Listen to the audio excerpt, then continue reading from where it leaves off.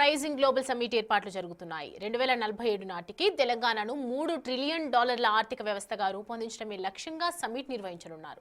సుమారు 1000 మంది ప్రతినిధులు హాజరయ్యేలా సభా వేదికను ఏర్పాటు చేశారు. సభా వేదికపై భారీ ఎల్ఈడి స్క్రీన్, వేదికకు ఇరువైపులా డెలిగేట్స్ తో సమావేశం కోసం ప్రత్యేక గదులు కూడా ఏర్పాటు చేశారు. గ్లోబల్ సమ్మిట్ సభా వేదిక నుండి మరింత సమాచారం మా ప్రతినిధి సాగర్ అందిస్తారు.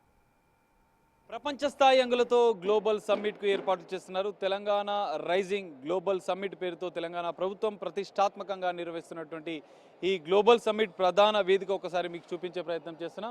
ఇదే ప్రధాన వేదిక ఇనాగ్రల్ హాల్. సీఎం రేవంత్ రెడ్డితో పాటుగా విదేశాల నుంచి వచ్చే దిగ్గజ ప్రముఖులు ఇదే వేదిక నుంచి ఇదే వేదికను పంచుకోబోతున్నారు. ఇదే సీట్లపై మనం చూడొచ్చు.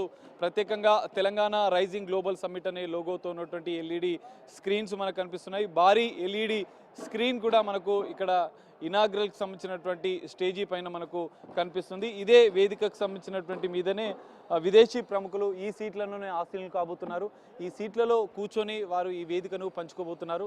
ప్రపంచ స్థాయి అంగతిలో దీనికి ఏర్పాటు చేస్తున్న తెలంగాణ ప్రభుత్వం ఇప్పటి వరకు చేసిన అభివృద్ధి కార్యక్రమాలతో పాటుగా భవిష్యత్తులో చేసే అభివృద్ధి కార్యక్రమాలను కూడా ఈ వేదిక పైన ఒక విజన్ డాక్యుమెంటరీని కూడా ప్రారంభించబోతున్నట్లుగా కూడా తెలుస్తుంది. ఈ వేదిక నుంచి ప్రముఖులు ఈ స్టేజీ పై నుంచే మాట్లాడతారు. ఇక్కడ ఉన్నటువంటి ఈ స్టేజీ పై నుంచి వాళ్ళు ప్రసంగిస్తారు.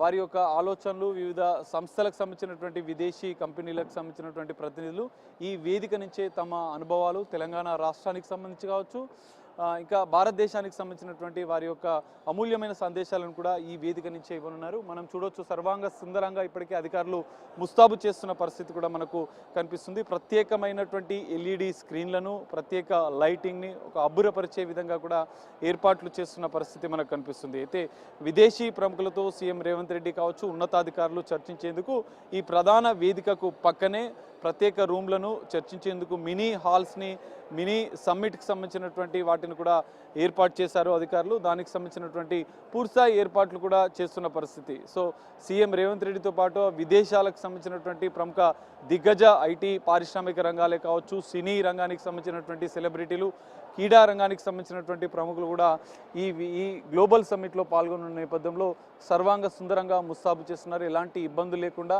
దాదాపు 1000 సీసీ కెమెరాల ద్వారా కూడా దీన్ని పర్యవేక్షిస్తున్న పరిస్థితి మనకు కనిపిస్తుంది.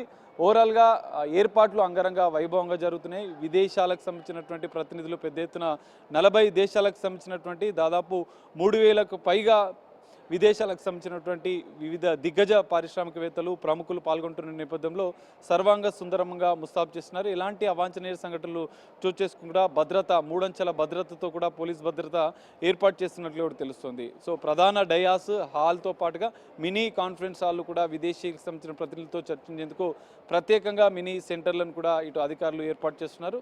సో దీనికి సంబంధించినటువంటి ఏర్పాట్లు రేపు సాయంత్రం వరకు పూర్తి చేయాలన్నట్లు కూడా అధికారులు భావిస్తున్న పరిస్థితి. కెమెరామెన్ శంకర్రావుతో కలిసి Sagar, big TV, global summit future city.